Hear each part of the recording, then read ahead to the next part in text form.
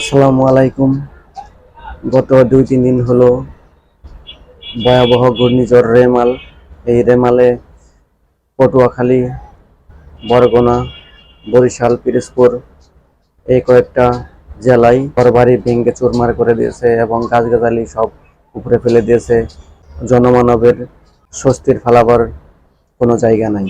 আর বিশেষ করে এখানে প্রায় প্রত্যেক বছরই প্রায় ঝড় বৃষ্টি বন্যা এগুলা আসে। আর এগুলা আসাতে তাদের জনজীবন সব বরবাদ হয়ে যায়। আর তারা নিত্য নতুন এগুলা দেখে আসতেছে। তাদের যে কতটা কষ্ট তারাই জানে।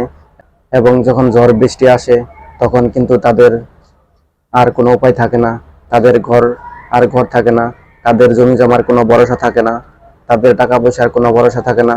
আর তাদেরকে দেখেন, যদি তারা মাছ চাষ করে সেই মাছ আর থাকে না। আর সেখানে তো গরু ছাগল লালন পালন করার কোনো প্রশ্নই ওঠে না। তাহলে তারা এইভাবেই দিন যাপন করে, তাদের জীবন দুর্বিষহ হয়ে পড়ে। আর ভোলা, পিরোজপুর এগুলাতে আমি খোঁজ নিয়ে দেখলাম যে 3 দিন তাদের চুলায় আগুন জ্বলে নাই এবং 3 দিন কোনো কারেন্ট ছিল না। তাহলে আপনারা বলেন সেখানকার অবস্থা কেমন হয়। তাই এমনই একটি করুণ দৃশ্য আপনাদেরকে দেখাবো। দেখেন এই রেমালে তাদের ভয়াবহ ঘূর্ণিঝড়ে কি অবস্থা হয়েছে। তাদের 3 লাখ টাকার মাছ এবং গরু ছাগল সব চলে গেছে, বন্যায় ভাসিয়ে নিয়ে গেছে। এমন একটি ঘটনা আপনাদেরকে দেখাবো, দেখেন। আমরা ত্রাণ চাই না, আমরা ভেড়ি ভাত চাই। প্রায় 2-3 লাখ টাকার মাছ ছিল, সব শেষ। পানিতে প্রতি বছর বন্যা হইলে আমাদের ছেলে মেয়ে নিয়ে থাকার কোনো জায়গা নাই। নাই মেলা মেলা দুটো রান্ডে কামড় এই পতো নাই, চাল দুটো বাড়ছে গেছে, কাটা কামড় বান্ধবান্ধব সব গেছে। আমি দুনিয়া তেল আমার একটা প্রলোভনও নাই। একটা মাইয়ে কষ্ট হচ্ছে, দুটো বান্ধবান্ধব দিতেছে, হ্যাঁ সব গেছে বাড়ছে। আর দুন একটু তলাই গেছে, রাস্তাঘাট সব বাড়িঘাট সবাই ক্ষয়ক্ষতি হয়েছে। আমি কাল রাইতে হইতে না খাওয়া জানতেও পারি না, খাইতেও পারি। ঘরের চালপত কিছু নয়, পাইলেরই সব গেছে বাড়ছে। ক্ষতি হয়েছে যেরকম এই গাছপালা, হাঁস মুরগি, আমার এই ফার্ম ছিল, ঘরের ভিতর মানে পানি এই পর্যন্ত ছিল। আমাদের সামনে ঘের বাড়ি যাবতীয় যা মানে কবুতর, ছাগল, মানে আমাদের হাঁস মুরগি মানে কিচ্ছু নাই, একদম সব শেষ। আমাদের ওই সামনে বড় বিশাল ঘর সব ভাঙ্গি চুরে গেছে। প্রায় 2-3 লাখ টাকার মাছ ছিল, সব শেষ। সামনে এই নদীর যে বেড়িবারটা সব ভাঙে আমাদের এই সাইডে সব প্লাবিত হয়ে গেছে। কোনো ঘরের মানুষ আমরা থাকতে পারিনি। মানে এমন ঝড় যা আমি এই আমার বয়সে অন্তত আমি দেখি নাই, যে 2-3 দিন ধরে এই অনর্গল ঝড় বন্যা। আমাদের প্রচুর আকার ক্ষতি হয়েছে। তখন রাস্তাঘাট নাই, কিছু নাই, আমরা তো পানির উপরে ভাসি সব সময়।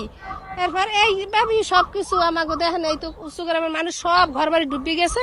এই কলোনি বাচ্চারা কলোনিতে ওরা সব ডুবি গেছে, ঘর দুয়ার নাই সব। আর আমাদের ঘর বাড়ি নাই, আমাকে তো শেখ হাসিনা ঘর দিচ্ছে, ব্যাঙ্গে ছিঁড়ে সব মেসমার হয়ে গেছে, কিছু নাই সবাই। আমরা এই জায়গা রইলে ওইসে খালি গরিবের জায়গা, মানে আমাদের কোনো স্থায়ী কোনো কিছু নাই। আমাদের একটা বেরিবেদ দেওয়ার জন্য আপনারা ব্যস্ত দেন। আমরা পানিতে প্রতি বছর বন্যা হইলে আমাদের ছেলে মেয়ে নিয়ে থাকার কোনো জায়গা নাই, কোনো বড় একটা সাইকেল সেন্টার নাই, আমাদের কোনোখানে কোনো কিছুই নাই। আমরা অনেক অসহায় রয়েছি এই বৈশাখালীর মানুষ। প্রত্যেক বছরই প্রতিনিয়ত এবং ঝড় বৃষ্টি এবং জোয়ারের পানিতে, সাধারণ জোয়ারের পানিতে আমরা প্লাবিত হই। অনেক মা বোনরা রাঁধতে পারে না, চুলোর পথে হাড়ি ভেসে যায়। আমরা দীর্ঘদিন যাবৎ আমাদের একটা দাবি যে আমরা ত্রাণ চাই না, আমরা ভেড়ি ভাত চাই। এই জায়গায় মুজিব বর্ষের ঘর আছে, এই ঘরগুলোতে মানুষ বসবাস উপযোগী কোনো স্থান নাই। সবার বালি সরে যে ঘর বাড়ি বিধ্বস্ত, ট্যাঙ্কি টুঙ্কি সব গেছে, রাস্তাঘাট নাই। সামনে আপনার সাইক্লোন শেল্টার আছে, সে জায়গাতে বড় খালে মাছের গের, প্রত্যেক বছর কোটি কোটি টাকা আলো আপনার মৎস্য গেরে আমরা ক্ষতিগ্রস্ত। এবার ওই জায়গাতে যে সাইক্লোন শেল্টারটা আছে ওই জায়গাতে ভাঙ্গে, রাস্তা ভাঙ্গে খাল হয়ে গেছে এবং ওই জায়গাতে টোটাল এই এলাকা সব জায়গা প্লাবিত হয়েছে। তো আপনারা দেখতে পেলেন বন্যা কবলিত এলাকায় তাদের ঝড় বৃষ্টির সময় তাদের কি অবস্থা হয়। তাদের এটা নতুন কোনো ঘটনা নয়, নিত্য নতুন তাদের ঘটনা। এভাবেই যুদ্ধ করে বেঁচে আছে সাগর পাড়ের মানুষ এবং নদী ভাঙ্গন এলাকার মানুষগুলা, যে কতটা দুর্বিষহ ভাবে দিন কাটাচ্ছে তারাই জানে। তো আমরা সবাই বন্যা দুর্গতদের পাশে থাকব এবং তাদেরকে যতটুকু দিয়ে সাহায্য করতে পারি আমরা সাহায্য করব। সবাই ভালো থাকবেন। আসসালামু আলাইকুম।